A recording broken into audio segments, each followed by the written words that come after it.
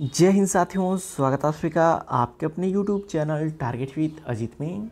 साथियों, उम्मीद करता हूं कि आप सभी स्वस्थ होंगे और अपनी अपनी तैयारी ज़बरदस्त तरीके से कर रहे होंगे। तो साथियों, आज की इस क्लास में हम डिस्कस करने वाले हैं AGTA के सिलेबस के अकॉर्डिंग टॉप 50 कृषि विज्ञान के उन सभी महत्वपूर्ण प्रश्नों के बारे में जो कि आप सभी के AGTA एग्जाम में डायरेक्ट देखने को मिल सकती हैं। तो वीडियो को अंत तक जरूर देखिएगा क्योंकि दिए गए सभी क्वेश्चंस एग्जाम ओरिएंटेड और सिलेक्टिव हैं। तो आइए देखते हैं। जैसे पहला प्रश्न है, भारतीय कपास की गिनिंग प्रतिशत क्या है। साथियों, मोस्ट इंपॉर्टेंट क्वेश्चन आता है कि भारतीय कपास की गिनिंग प्रतिशत क्या होती है। तो देखिए साथियों, कपास की दो प्रजातियां पाई जाती हैं। पहला भारतीय कपास और दूसरा होता है अमेरिकन कपास। लेकिन यहाँ पे किसकी बात किया हुआ है? भारतीय कपास की बात किया हुआ है कि भारतीय कपास में गिनिंग प्रतिशत क्या होती है। तो याद रखिएगा 36 से 42% होती है।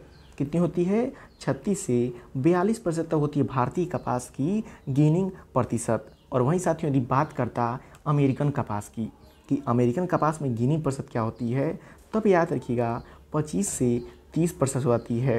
तो दोनों को याद रखिएगा, दोनों में से ही एक आपके एग्जाम में देखने को मिल सकता है। अब बात करें साथियों जो कि भारतीय कपास की गुणसूत्र संख्या की, तो याद रखिएगा 26 होती है जो कि द्विगुणित होती है। और बात करें अमेरिकन कपास की गुणसूत्र संख्या की, तो याद रखिएगा 52 होती है जो कि चतुर्थ गुणित होती है। तो इम्पॉर्टेंट है, याद रखिएगा। नेक्स्ट क्वेश्चन है, निम्नलिखित में से कौन सा जूट मीठा पत्त कहलाता है। साथियों, मोस्ट एग्जाम रिपीटेड क्वेश्चन है। अगर जूट से क्वेश्चन आपके एग्जाम में आता है तो ये क्वेश्चन 100% देखने को मिलेगा ही मिलेगा कि निम्नलिखित में से कौन सा जूट मीठा पत्त कहलाता है। तो देखिए, जूट की दो प्रजातियां होती हैं। पहला कोरकोरस ओलिटोरियस, दूसरा होता है कोरकोरस कैप्सुलेरिस। जिसमें कोरकोरस कैप्सुलेरिस यह जो कि भारत की हो जाती है, यह भारत की प्रजाति हो जाती है। और यह जो कि अफ्रीका की प्रजाति हो जाती है कोरकोरस जो कि ओलिटोरियस। अब बात करें कि इन दोनों में से मीठा पत्त कौन कहलाता है, तो याद रखिएगा कोरकोरस ओलिटोरियस जो होता है यह मीठा पत्त भी कहलाता है। और जो कोरकोरस कैपुलेरिस होती है इसे तीता पत्त भी कहा जाता है। तो इम्पॉर्टेंट क्वेश्चन है, याद रखिएगा। यहाँ से क्वेश्चन आपके एग्जाम में देखने को ऐसे ही मिल सकता है कि इनमें से जूट की कौन सी प्रजाति भारतीय है। तो याद रखिएगा कोरकोरस कैप्सुलेरिस हो जाएगी, और अफ्रीकन पूछेगा तो कोरकोरस जो कि ओलिटोरियस हो जाएगी। तो इम्पॉर्टेंट क्वेश्चन है, याद रखिएगा। नेक्स्ट क्वेश्चन है, स्वर्ण रेखा किस फसल की एक उन्नत किस्म है। साथियों, आप सभी के एग्जाम में वैरायटी से 2 से 3 क्वेश्चन तो 100% पूछे जाने हैं।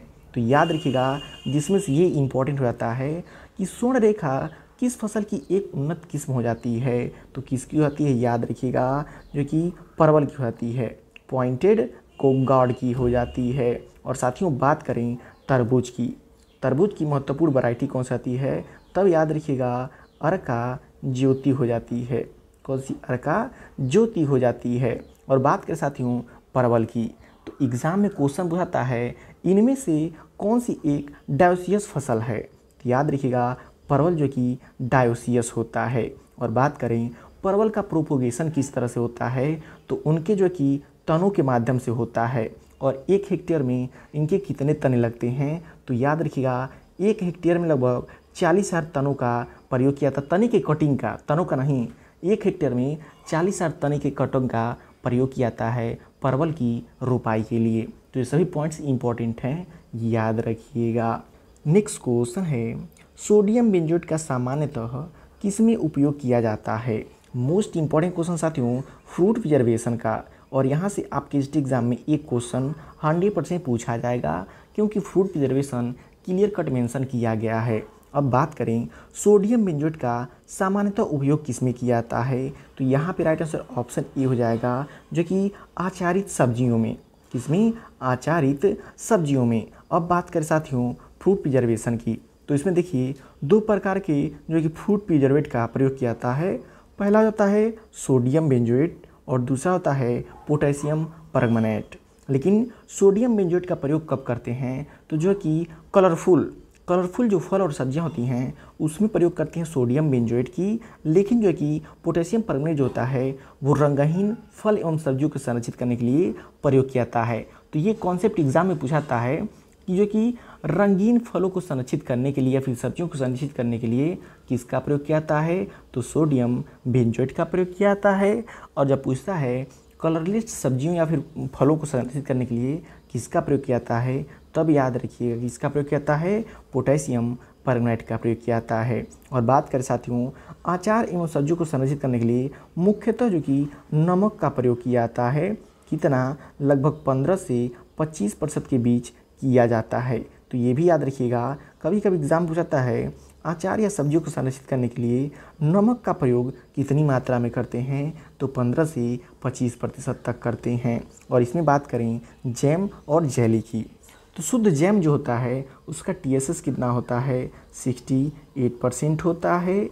और शुद्ध जेली जो होती है उसका TSS कितना होता है, 65% होती है। तो इन दोनों को भी याद रखिएगा, ऐसे भी एग्जाम में क्वेश्चन देखने को मिल जाते हैं। तो साथियों क्वेश्चन का लेवल आप सभी को देख पता चल रहा होगा कि दिए गए सभी क्वेश्चंस एग्जाम ओरिएंटेड और सिलेक्टिव हैं। तो वीडियो की क्वालिटी और कंटेंट आप सभी को पसंद आ रहा हो तो प्लीज़ वीडियो को लाइक और शेयर करके चैनल को सब्सक्राइब जरूर कर लीजिएगा। नेक्स्ट क्वेश्चन है, विभिन्न लोकस में जीनों के बीच उस गुणसूत्र का प्रभाव जो एक ही चरित्र को प्रभावित करता है उसे क्या कहा जाता है। साथियों जेनेटिक्स का मोस्ट इंपॉर्टेंट क्वेश्चन है और क्वेश्चन सिर्फ देखने में लंबा है, क्वेश्चन में कुछ है नहीं। देखिए हम बात किया हुआ है विभिन्न लोकस में जीनों के बीच उस गुणसूत्र के प्रभाव को एक ही चरित्र को प्रभावित करता है, किसको, सिर्फ एक ही चरित्र को प्रभावित करता है, उसे क्या कहते हैं। तो क्वेश्चन सिर्फ इतना ही है कि उस गुणसूत्र को क्या कहते हैं जो एक ही चरित्र को प्रभावित करता है, तो उसे कहते हैं एपिस्टासिस कहते हैं। क्या कहते हैं, एपिस्टासिस कहते हैं। तो याद रखिएगा इम्पॉर्टेंट क्वेश्चन है। नेक्स्ट क्वेश्चन है, निम्नलिखित में से कौन सी गेहूं की किस्म उत्परिवर्तित प्रजनन द्वारा विकसित की गई है। बात करा साथियों उत्परिवर्तित प्रजनन की, देखिए संकर अलग होती है, उत्परिवर्तित प्रजनन प्रजातियां अलग होती हैं और नॉर्मल प्रजातियां अलग तो होती ही हैं। तो इम्पॉर्टेंट रहता है उत्परिवर्तन प्रजनन वाली प्रजातियां। तो याद रखिएगा राइट आंसर ऑप्शन सी हो जाएगा, सरबती सोनारो। इनमें से गेहूं की सरबती सोनारो जो कि उत्परिवर्तित प्रजनन वाली प्रजाति हो जाती है। नेक्स्ट क्वेश्चन है जो कि मोस्ट इम्पॉर्टेंट है, ब्रेसिका जुनसिया किसका संकरण करने के बाद विकसित हुआ। साथियों एग्जाम में क्वेश्चन पूछाता है इंडियन मस्टर्ड का बॉटनिकल नेम क्या है, तो याद रखिएगा ब्रेसिका जुनसिया हो जाती है। और यहाँ पे बात कर रहा है कि ब्रेसिका जुनसिया किसका संकरण करने के बाद विकसित हुआ, तो याद रखिएगा Brassica nigra and Brassica campestris. Brassica nigra and Brassica campestris की जो कि संकरण करने के बाद से कौन उत्पन्न हुआ, ब्रेसिका जुनसिया। तो इम्पॉर्टेंट क्वेश्चन है, याद रखिएगा ये शायद आप सभी के हिस्ट्री एग्जाम में देखने को मिल सकता है। नेक्स्ट क्वेश्चन साथियों, फोटो रिस्पिरेशन में क्या शामिल है। मोस्ट इम्पॉर्टेंट क्वेश्चन है कि जो फोटो रिस्पिरेशन होता है उसमें क्या शामिल होता है, तो याद रखिएगा ग्लाइकोलेट साइकिल, ग्लाइकोलेट चक्र जो होता है वो फोटो रिस्पिरेशन की प्रक्रिया में शामिल होता है। नेक्स्ट क्वेश्चन है, मोती बाजरा की डाउन मिली बग को किससे दबाया जाता है। इम्पॉर्टेंट क्वेश्चन है कि जो मोती बाजरा होती है उसकी डाउन मिली बग को किससे दबाया जाता है, तो याद रखिएगा Cl- से, इससे क्लोरीन माइनस चार्ज से। और साथियों यहाँ पे इम्पॉर्टेंट क्वेश्चन याद रखिएगा एग्जाम में पूछाता है मोती किसकी किस्म है, तो याद रखिएगा मोती जो है कि बाजरा की एक इम्पॉर्टेंट वैरायटी हो जाती है। नेक्स्ट क्वेश्चन है, क्विक लाइम किसे कहा जाता है, तो इम्पॉर्टेंट क्वेश्चन याद रखिएगा क्विक लाइम जो कि CaO को कहा जाता है, किसे कहता है, CaO को कहा जाता है। नेक्स्ट क्वेश्चन है, दो माध्यम के बीच अंतर के महत्व को जांचने के लिए कौन सा परीक्षण किया जाता है, तो इम्पॉर्टेंट क्वेश्चन है कि दो माध्यम के बीच के अंतर के महत्व को जांचने के लिए कौन सा परीक्षण किया जाता है, तो याद रखिएगा टी टेस्ट किया जाता है। क्या किया जाता है, टी टेस्ट किया जाता है। नेक्स्ट क्वेश्चन है, निम्नलिखित में से कौन सा एक उदाहरण है बुनियादी आग्नेय शिला का। बात करें कि इनमें से कौन सा एक उदाहरण है बुनियादी आग्नेय शिला का। तो साथियों देखिए, बात करें ये सभी जो कि आग्नेय चट्टान हैं, लेकिन इनमें से बात कर रहा है बुनियादी आग्नेय चट्टान इनमें से कौन है। तो याद रखिएगा बुनियादी बेसाल्ट है। बुनियादी कौन सा है? बेसाल्ट है। बाकी यदि कभी एग्जाम में क्वेश्चन पूछे कि इनमें से आग्नेय शैल का चट्टान कौन सा है, तो ये चारों हैं, बेसाल्ट, साइनाइट, ग्रेनाइट और रायोलाइट। तो ये सभी क्या हैं? आग्नेय शैल के चट्टान के एग्जाम्पल हैं। लेकिन बुनियादी की बात करेगा तो बेसाल्ट हो जाएगा। तो साथियों, वीडियो की क्वालिटी कंटेंट आप लोगों को पसंद आ रहा हो तो प्लीज़ वीडियो को लाइक और शेयर करके चैनल को सब्सक्राइब जरूर कर लीजिएगा। नेक्स्ट क्वेश्चन है, भूमि क्षमता वर्गीकरण योजना में कुल कितने भूमि क्षमता वर्ग होते हैं। बात करें साथियों भूमि क्षमता वर्गीकरण योजना में कुल कितने भूमि क्षमता वर्ग होते हैं, तो याद रखिएगा 8 होते हैं। कितने होते हैं? 8 होते हैं। नेक्स्ट क्वेश्चन है, राइजोबियम मिलिलोटाई में कौन सा पौधा नोड्यूल उत्पन्न करता है। इम्पोर्टेंट क्वेश्चन है कि राइजोबियम मिलिलोटाई जो होता है कौन सा पौधा में नोड्यूल उत्पन्न करता है। तो याद रखिएगा स्वीट क्लोवर यानी कि मिलिलोटिस, अल्फ़ा अल्फ़ा जो कि मेथी, उपयुक्त सभी। तो राइट आंसर ऑप्शन डी हो जाएगा उपयुक्त सभी में, क्योंकि राइजोबियम मिलिलोटाई जो कि मेथी, अल्फ़ा अल्फ़ा और स्वीट क्लोवर में भी जो कि प्रयोग किया जाता है। नेक्स्ट क्वेश्चन है, क्या उत्पादन करना है निर्णय निम्नलिखित में से किसकी मदद से लिया जाता है। इकोनॉमिक्स का इंपॉर्टेंट क्वेश्चन है कि क्या उत्पादन करना है निर्णय निम्नलिखित में से किसकी मदद से लिया जाता है। तो याद रखिएगा अवसर लागत के सिद्धांत से लिया जाता है। किससे? अवसर लागत के सिद्धांत से कि क्या उत्पादन करना है।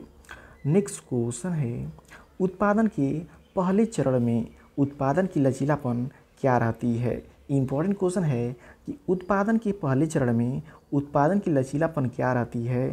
तो याद रखिएगा 1 से अधिक रहती है। देखिए 3 तरह का होता है, पहले में 1 से जो कि अधिक होती है, दूसरे में 1 से कम होती है और तीसरे में 0 होती है। तो पहले की बात करेगा तो 1 से अधिक होती है। नेक्स्ट क्वेश्चन है, गायों में यौन चक्र के मेस्टेटस चक्र के बारे में निम्नलिखित में से कौन सा सत्य है। गायों के यौन चक्र के मिड स्टेटस चक्र के बारे में इनमें से कौन सा सही है।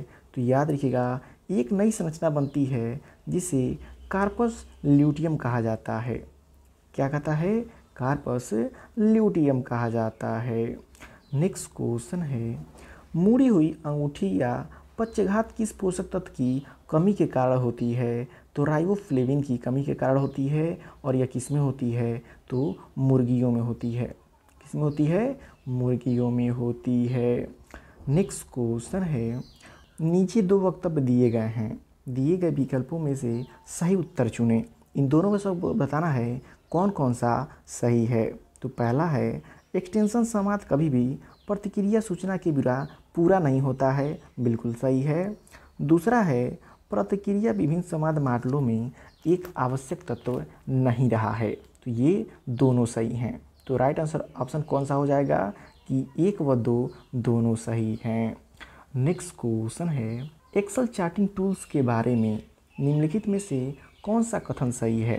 तो इम्पोर्टेंट क्वेश्चन है, कंप्यूटर का क्वेश्चन है कि एक्सेल चार्टिंग टूल्स के बारे में निम्नलिखित में से कौन सा कथन सही है। तो देखिए एक्सेल उपयोगकर्ताओं को डेटा को विजुअल रूप से प्रदर्शित करने के लिए बार, लाइन और पाई जैसे विभिन्न प्रकार के चार्ट बनाने की अनुमति देता है, बिल्कुल सही है। दूसरा स्टेटमेंट है कि एक्सेल में चार्ट स्रोत डेटा के बदलने पर अपने आप अपडेट हो जाता है, ये भी बिल्कुल सही है, क्योंकि एक्सेल में जो चार्ट स्रोत डेटा होता है उसको डेटा को आप बदलेंगे तो अपने आप बदल जाता है। तीसरा स्टेटमेंट है एक्सेल में एकल चार्ट एक साथ कई वर्कशीट से डेटा को प्रदर्शित कर सकता है, ये भी बिल्कुल सही है। तो राइट हो जाएगा 1, 2 और 3 तीनों स्टेटमेंट बिल्कुल सही हैं।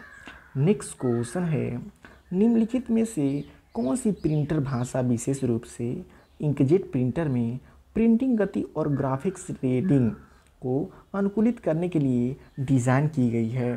तो कौन सी होती है? PCL यानी कि प्रिंटर कमांड लैंग्वेज हो जाती है। क्या होती है? प्रिंटर कमांड लैंग्वेज हो जाती है।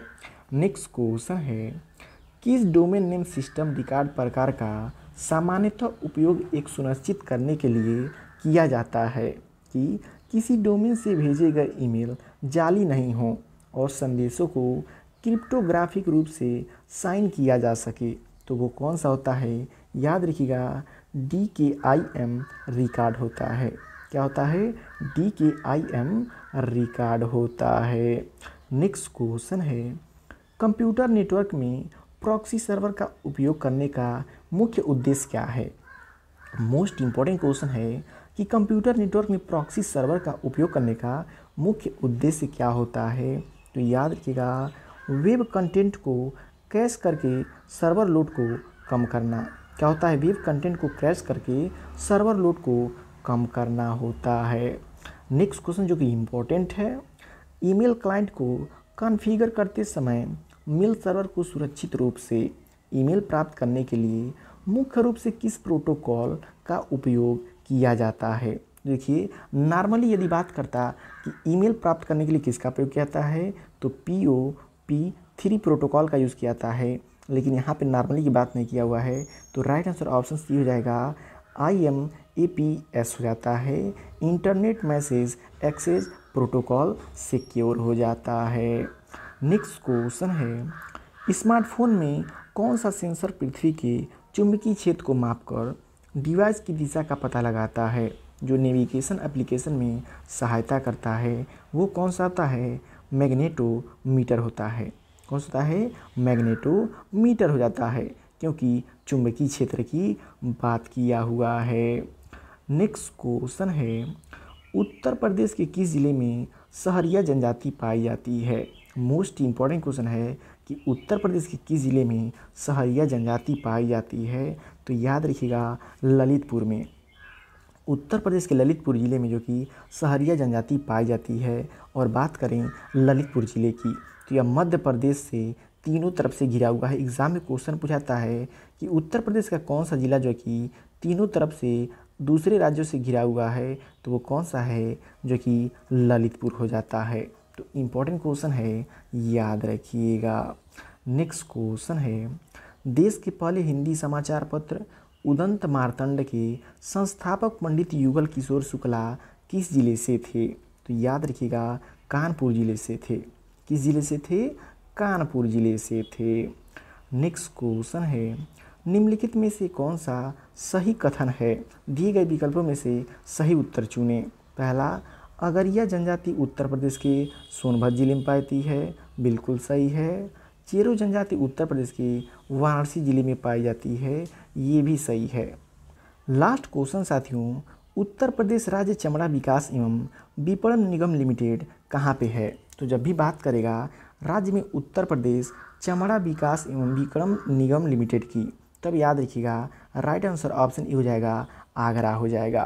तो साथियों, ये रहा आप सभी के एसटी सिलेबस के अकॉर्डिंग वे सभी महत्वपूर्ण प्रश्न जो कि आप सभी के एसटी एग्जाम में देखने को मिल सकती हैं। तो वीडियो आपको कैसा लगा कमेंट करके फीडबैक जरूर दीजिएगा, और वीडियो पसंद आए प्लीज़ वीडियो को लाइक और शेयर करके चैनल को सब्सक्राइब जरूर कर लीजिएगा।